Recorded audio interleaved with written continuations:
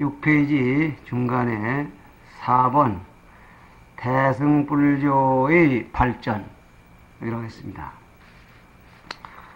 본문 부처님의 교설은 일체중생 시류불승, 모든 중생은 다 불승을 소유하고 있다.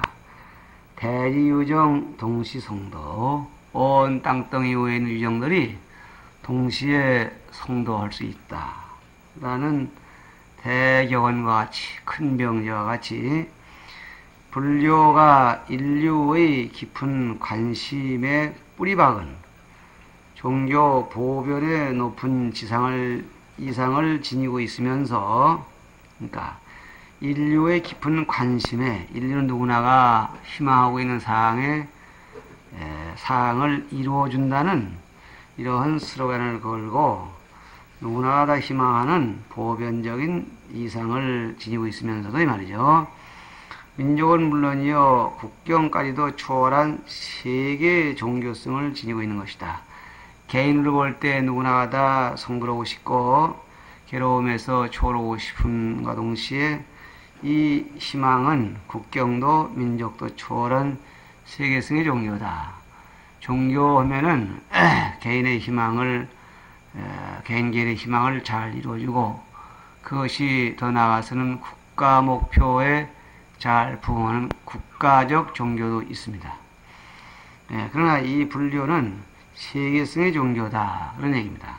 다시 말하면은 우리나라에도 이 고유의 종교가 많이 있는데 단군님이 대한민국을 건립하시고 대한민국을 건립해서 하느님이 특별히 무슨 영을 내리셨다 한다면 다른 국민에게 이걸 믿으란다고 할 때 믿어지지 않습니다. 이것은 국경을 초월한 세계 종교가 되지 못하는 이유가지와 누구나가 이와 같이 불법에 의해서 불도를 닦아서 성도한다면 대지의 중생이 너나 없이 전부 성도할 수 있다는 얘기는 반드시 세계성의 종교라고 할 수 있는 것입니다. 본문, 그래서 인도적 계급적인 사상의 결점을 배제하고 이를 세계적 무계급적인 것으로 발전시켰다. 이 말씀은, 이 마지막 줄에 이 말씀은 불교의 이러한 요소를 잘 살려서 이것이 인도적 또는 어떤 특정 계급적 사상으로 정착되는 것을 배제하고 전 세계에 그리고 아무런 계급도 없는 평등한 원리 위에 실현될 것 되도록 발전시켜 나가는 것, 이러한 사업이 바로 대승불교의 발전이다 그렇게 보겠습니다. 이 본문이죠. 이 새로운 교설은 어떠한 종성이나 어떠한 큰 기에도 적응하는 것으로 많은 사람들의 정신에 생생한 생명력을 불어넣게 되었다 그랬습니다. 이것 또한 대승불교를 찬양하는 설명하는 말로서 이 새로운 교설, 이미 있던 그러한 불교에다가 다시 새로운 교설을 지금 들고 나오게 되는데 이것이 바로 대승입니다. 그래서 이 새로운 얘기란 항상 우리 주변에서 인기가 있게 마련인데 부처님의 말씀도 따지고 보면은 그 당시에 있던 사회상후에 반동적으로 나타난 하나의 새로운 교설이며 틀림없습니다. 인간은 바라음하나 신에 의해서 태어났다고 생각했던 것이 인연에 의해 생겨났다고 하기 때문에 이미 있던 정신 질서를 무시하고 새로 이렇게 잘 혜성같이 나타났습니다. 그것이 많은 사람들의 호응을 받아서 불교가 생기게 된 그런 동기가 되었다고 한다면 대승불교 또한 이미 있던 원시불교 또는 부파불교에서 지니고 있는 그러한 좋은 점, 나쁜 점을 선별해서 좋은 점을 취하고 나쁜 점을 배제해가면서 새로이 나타난 하나의 순동적인 학설이다. 이렇게 말할 수가 있는 것입니다. 이 학설은 종래에 특정인만 성불한다든가 또는 특정한 계급이 다분히 있었다든가 하는 그러한 모순을 제거해버리고 어떠한 종성이나 어떠한 근기나 누구나가 자기 책임하에 자기를 갖고 나가기만 하면은 복받을 수가 있다는 일의 말씀에 생생한 생명력을 부여할 수 있었다. 이것이 대승불교가 생겨날 수 있었던 배경을 얘기하는 것입니다. 그래서 본문 따라서 많은 사람들이 부처님의 교법을 신수봉행하게 되고 이 사람들은 자연적으로 하나의 교단을 수립하게 되었으니 이것이 불교 교단이다. 다시 말하면 이러한 목적에 의해서 모인 사람들이 불교 교단이요 따라서 대승불교권이라고 말할 수가 있다. 그렇게 필자는 얘기하고 있는 것입니다. 이어서 본문 석조는 불교를 창시한 교조이거니와 자신이 새로운 종교를 일으켜보려는 의식으로 성립된 것은 아니다.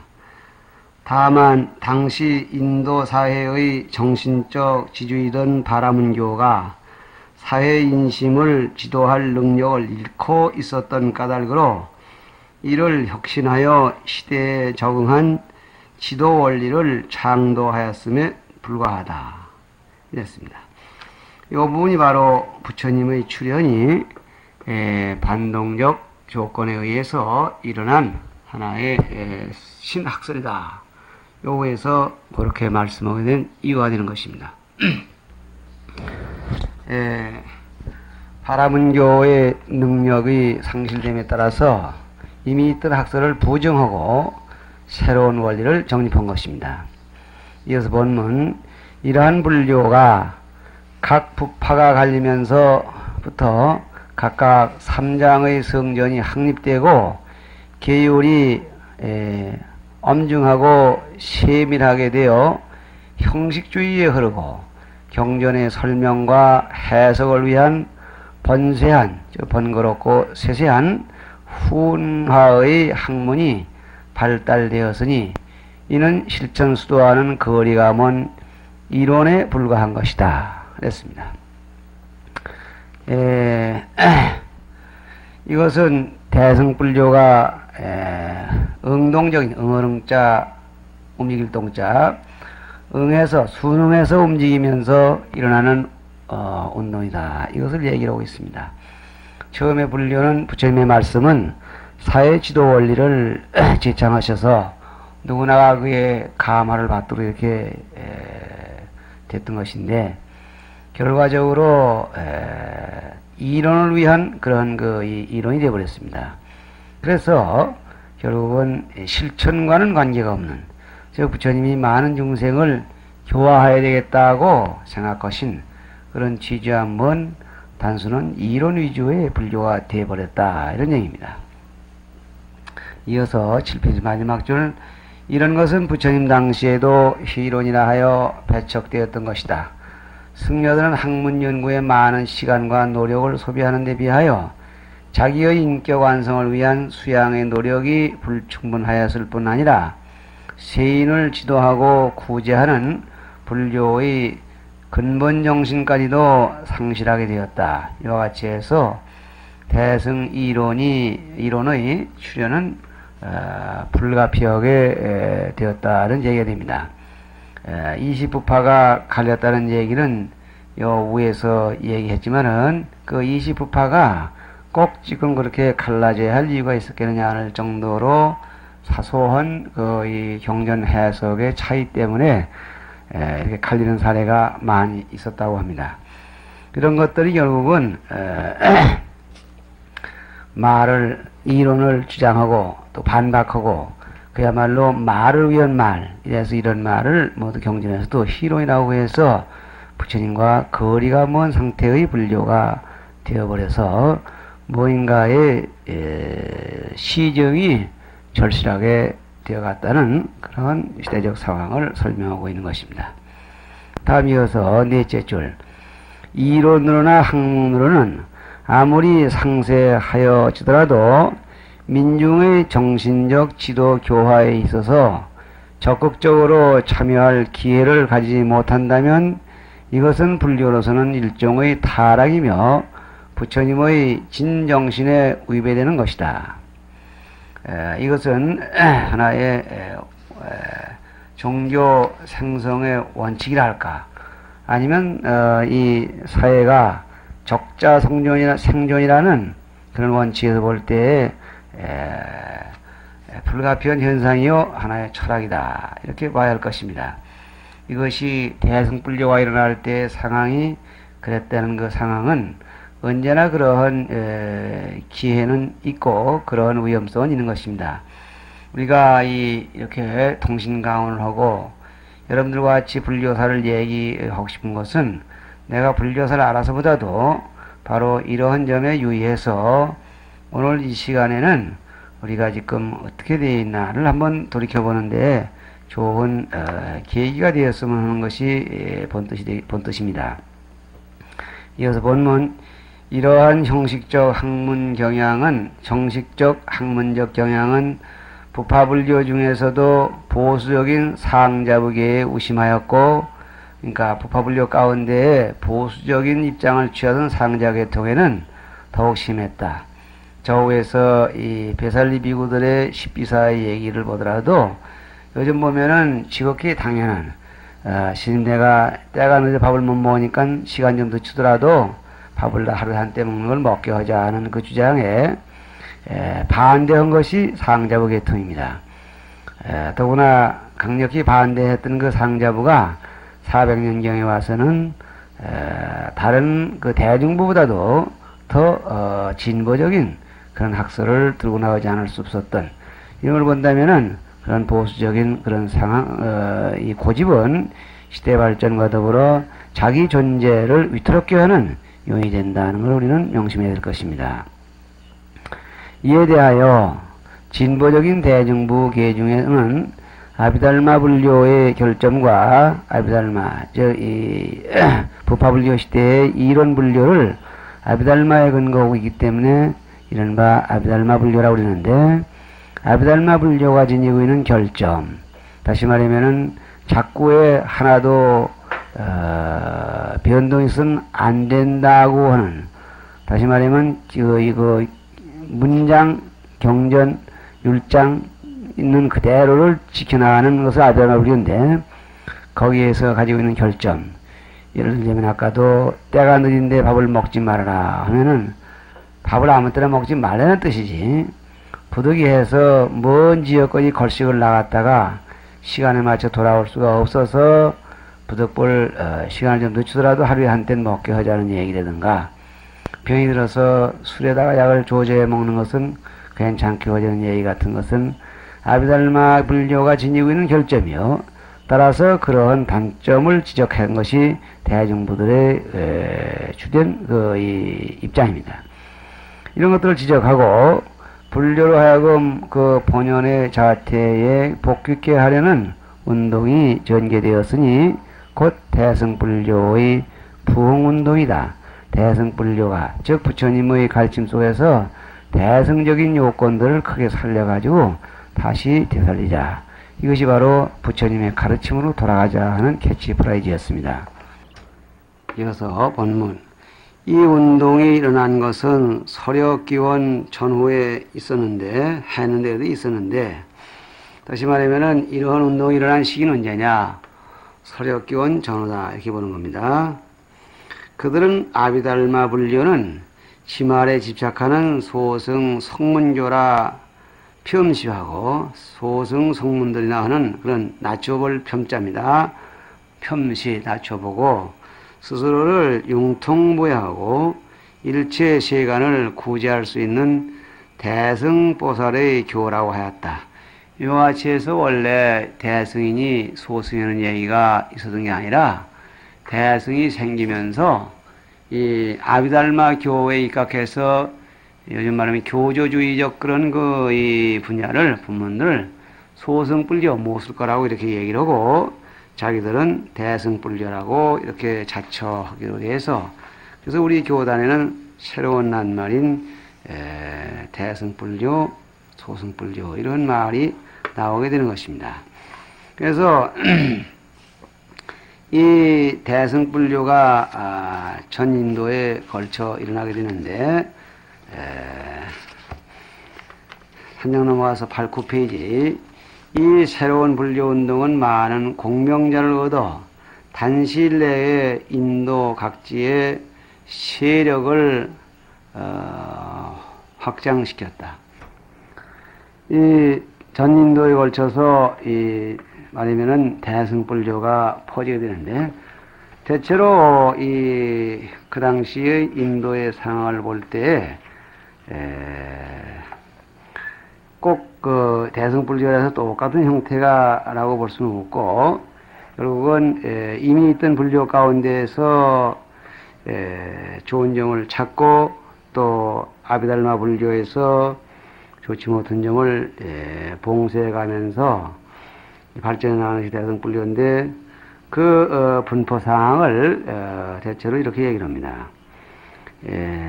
남인도, 즉 인도 남부지방에는 원래 이 대중부들이 근거하고 살고 있던 그런 지역인데, 여기에서 일어난 사상을 반야 개공사상, 즉 반야지혜에는 모든 것이 공하여야 된다는 이런 사상으로부터 시작이 돼서 불교를 다분히 지적인 방면으로 몰아가고 있습니다. 그래서 이거를 주지적 대승불교라고 이렇게 말하고, 또 이 남방에서 일어난 대승불교를 일러서 이른바 인도적 대승불교라고 이렇게 말하고 있습니다. 다시 말하면 인도적인 특색을 가면 그러한 대승불교다 이렇게 보는 것인데, 그 반대로 북쪽에서는 아쇼카 왕 이후에 박도리아 또는 페르시아 그런 사람들에게 그 불교가 널리 홍보되었고, 또 많은 학자들이 이 와중에서 배출되어서 휘라베 사상 또는 만이교, 심지어는 기독교의 사상까지도 영향을 입어가지고 신앙 방법이라든가 기도하는 것이라든가 또는 타려왕생 같은 이런 사상이 가미되면서 불교의 형태를 이뤄나갑니다. 그래서 일대에 일어난 이 북방에서 일어난 불교를 이른바 주정적 대승불교, 주인주자, 감정정자, 인간의 감성을 중심으로 해서 일어난 대승불교라 해서 하고, 또 한편으로는 그 지역으로 봐서 서역, 다시 말하면 카시미르 이북의 그 일대를 서역 그러는데, 고찰이든가 이런 거 전부 서역이 되는데, 서역적 대승불교라고 해서 그 신앙의 형태든가 교리의 내용이 약간 다르다고 이렇게 분석을 하고 있습니다. 그래서 이 주지적 대승불교는 다분히 역시 이론적이요 철학적이며, 나중에 이 서역적 대승불교, 주정적 대승불교는 다분히 실천적이라고 이렇게 관람을 합니다.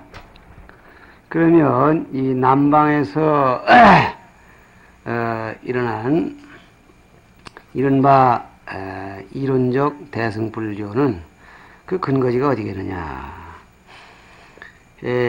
이른바 이 안달라라는 지방에 많은 학자들이 모여서 대승경전을 강론하고 이렇게 얘기를 했다고 전합니다.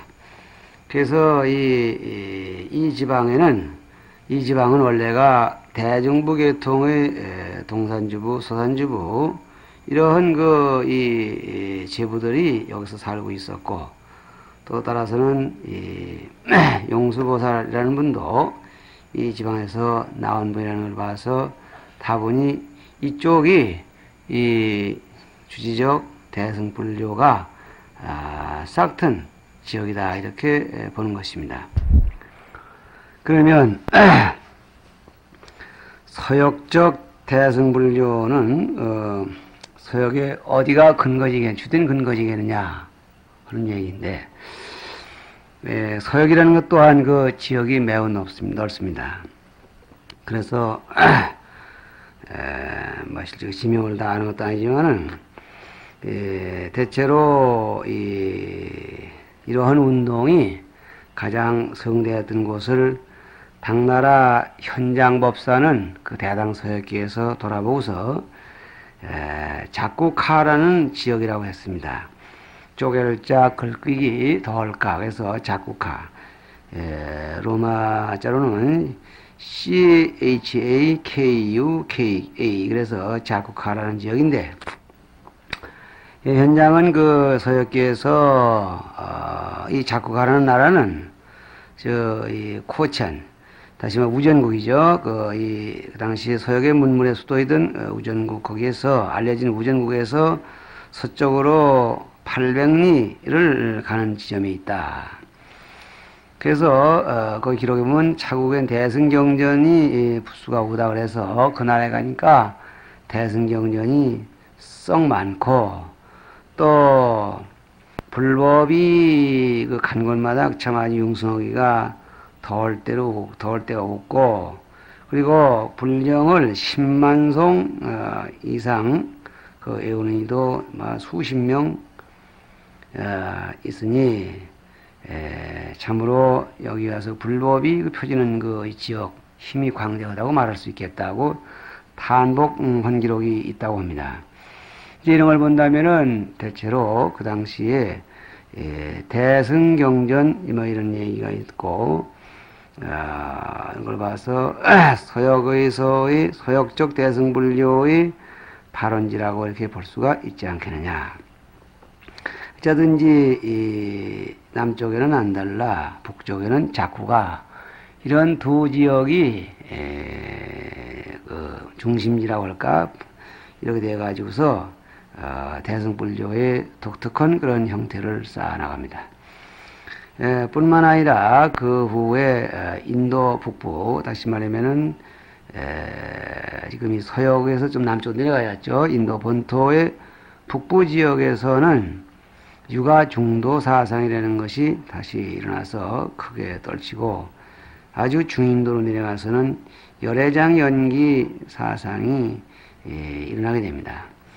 이러한 이 모든 대승불교의 그 발흥 내지 성장들이 전부가 이 아쇼카 왕의 그 대를 전후해서 이렇게 나타난 그런 현상들인데, 어쨌든지 이 새로운 운동으로서는 대단히 그 바람직한 일들이라고 하겠습니다.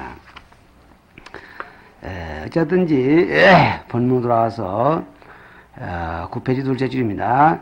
이 새 불교 운동은, 새로운 불교 운동은 아험의 원시 경전 중에도 있는 것으로, 이 새로운 불교 운동이라 해서 불교와 전혀 무관한 그런 얘기가 아니라 아함, 즉 부처님이 직접 설하신 원시불교죠. 그 가운데에도 이런 사상이 있는 것입니다. 있는 것으로 석존의 불교는 실로 그러한 것이다 그랬습니다. 이 대승사상이라는 것이 석존의 사상과 그럼 동떨어진 것이냐? 아니다 이게야. 아함경에 그냥 있는 그대로이기 때문에 석존의 불교 그대로가 바로 구체적으로 이 행동이라는 것으로 표현을 나타나는 과정이다, 이렇게 보는 것입니다.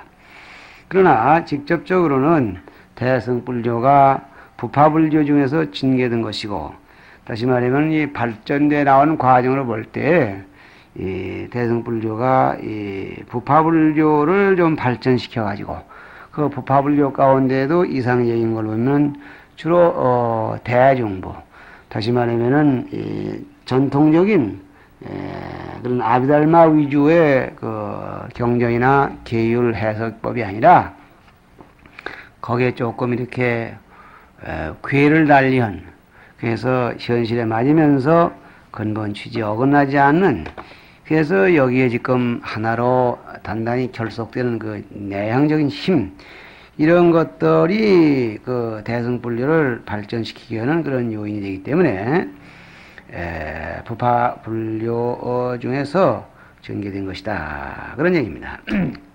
그러면 이렇게 발달되어진 그 대승불교의 뿌리는 정확하게 어떤 것인가 한번 살펴볼 필요가 있다고 생각합니다. 대승불교의 한 형태로서 용수계통의 실상론을 얘기해야 되겠습니다. 이 용수계통의 실상론을 일종의 중간론이라고 하는데, 이것은 원칙적으로 대중부의 사상을 직접 받았다고 이렇게 말하고 있고, 두 번째로 이 무착의 이른바 연기론, 그래서 정확히 말하면 아래야 연기가 되겠습니다. 그리고 이 기신론에서 말하는 진여 연기론, 이 두 가지를 모두 연기론이라고 하는데, 다시 말하면 무착과 마명의 연기론들은 대체로 상자부, 대중부의 양서를 절충하고, 그리고 그 당시 인도 본래부터 전속해 내려오던 관념주의 철학, 그런가 하면은 수론파의 영향, 이런 것들을 받아서 요즘 말로 짬뽕이 된 것이다, 이렇게 말하고 있는 것입니다. 이와 같이 해서 크게 나누자면은 대승불교의 형태는 실상론과 인연론이 되겠습니다. 실상은 우주의 본질이 뭐겠느냐, 진리의 본체가 뭐겠느냐, 인연론은 그 현상계가 여하이 형성되고 있는 것이냐, 이런 얘기가 되겠는데, 결국 이 얘기는 한 가지 사물을 놓고 표면에서 내면을 보느냐 또는 내면에서 표면으로 반응하느냐, 뭐 그런 차이에 불과하다, 이렇게 생각할 수가 있겠습니다. 시간도 어중간하고 여기서 잠깐 쉬었다가 다시 오도록 하겠습니다.